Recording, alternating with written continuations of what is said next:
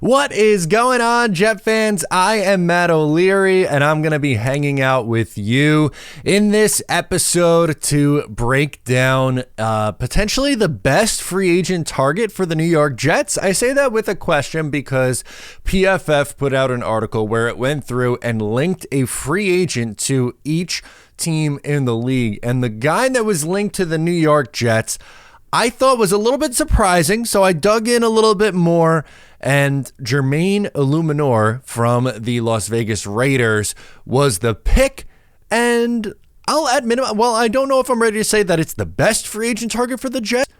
It's an interesting one. All right, we are back with some Underdog fantasy picks for the divisional round. Make sure to sign up using my code MATT. Link is down below in the description to receive a 100% deposit match bonus from our guys over at Underdog Fantasy. All right, 3 plays to win 75, 10 to win 75. Josh Allen higher on the rushing yards, 44.5. He is someone who can get that on one play. He's an animal. I think he tucks in and runs a few times. Christian McCaffrey higher than 18.5 rushing attempts. Christian McCaffrey, I would expect to get a lot of work. Brock Purdy, I don't think they're going to ask him to do a whole lot. And I think with how well Jordan Love has been playing, the 49ers recipe for success is play keep away. Run the ball and keep your offense on the field. And finally, CJ Stroud higher at 1.25, by the way. On 1.5 passing touchdowns, I think he throws a couple against Baltimore. And you know what? I think the Ravens are on upset alert. Make sure to sign up using my code down below and get in on the action over at Underdog Fantasy. All right, here is the scouting report on our guy Eluemunor. When Aaron Rodgers gets back on the field in 2024, the Jets will need an improved offensive line in front of him. Eluemunor has elevated his game significantly over the past 2 seasons and is more than capable starting at right tackle. He is unlikely to command a significant contract, so the Jets would be able to take a step forward up front without breaking the bank, is what PFF says. He is the right tackle of the Raiders over the last 2 years. He is 29 years old. He was drafted in the 5th round by the Ravens in 2017. Spent a couple of seasons with them before making a quick pit stop in New England for the 2019 and 20 season. Then he found a home in Vegas the last 3 years and really became a starter in the NFL over the last 2 years after really being kind of more your swing tackle. But he's a flexible guy. That's really the main thing that I wanted to discuss with him is his ability to play multiple positions. So in 2023, this past year, he played all 17 games. He played 15 at right tackle, 2 at left tackle. In 2022, 17 games, it was 15 at right tackle, 1 at left tackle, 1 at right guard. He also played right guard in his previous stops along the way. So the Jets seem to like offensive linemen who have position flexibility, and that fits this bill. So how did he do? We know he plays multiple positions. We know he plays on both sides of the line. That's all well and good, but how did he perform? Well, this past year in 2023, he allowed 6 sacks, 28 pressures, and 5 penalties. Now, how does that compare to other tackles at that, Now, how does that compare to other tackles around the league? Well, there were 57 tackles in the NFL this year who played at least 650 snaps. So that's a pretty good size, and that gets rid of the outliers who only played like a little less than half a season. So he was tied for 17th in pressures, so top half by a pretty good amount. 39th in sacks.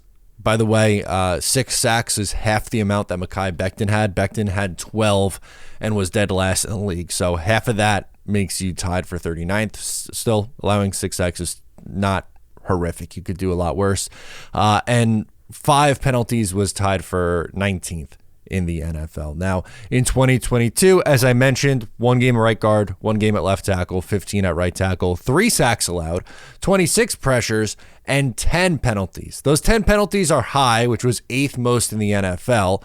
But here are some other names who also finished with 10 penalties in 2022. Penei Sewell and Jedrick Wills. So those are 2 very well-respected right tackles in the NFL.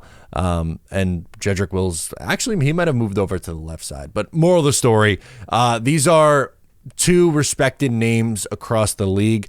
And while 10 is high, you would like that number to be on the lower side. Again, what the Jets were dealing with, Mekhi Becton had 18 penalties this year, so still a massive improvement there, even at the career high of 10. And he cleaned that up this year with only 5 penalties. So here's where he ranked. The 3 sacks allowed was tied for 11th best. 26 pressures was tied for 19th best. So, okay, so here's the interesting part and something that I wanted to get into. His projected contract, as PFF referenced, is probably not going to break the bank, which in comparison to some of the other offensive linemen, specifically the tackles, I've made it pretty clear my stance. I don't love this offensive tackle class in free agency. There's some, popular names, but some of those popular names come with some red flags. For instance, Tyron Smith, the left tackle for the Dallas Cowboys, popular name, on the wrong side of 30, missed a ton of time with injuries. David Bakhtiari is someone that a lot of people expect to be available, and they make the connection with Aaron Rodgers, has missed a ton of time over the last 4 years. Then you have guys like Jonah Williams, who is one of the quote unquote premier tackles on the market. His projected contract is 4 for $64, which is $16 million per year average. I'm not convinced that Jonah Williams is that much better than any of the other guys on the market. He's going to get paid like it because he's a former first round pick, but he hasn't been great this year. Is he that much better than Eluemunor? I don't necessarily buy that. You also have Mike Onwenu, who I like a little bit better. I even like him a little bit more than Brown, the other Patriots offensive tackle, because of age and injury history. But even Onwenu is projected for 4 for $58, which is 14.5 per year. But according to the projections, they are guessing a 2-year, $14.5 million contract, which is $7.25 million per year. If you're able to land him, even let's round up and say for $10 million or less, that is, one, definitely going to be less money than a guy like Jonah Williams, who is probably, again, like I said, one of the more popular names on the market because of his age. Onwenu, same deal. There are other available guys, but I would rather go this route than swinging big for a Bakhtiari who is consistently hurt, or Tyron Smith, who has missed a ton of time over the last few years, or Brown, who has missed time over the last few years. So, of the tackle bets, this might be the Jets' best option at offensive tackle. So originally, when I saw their name, Jermaine Eluemunor, I'm like, really?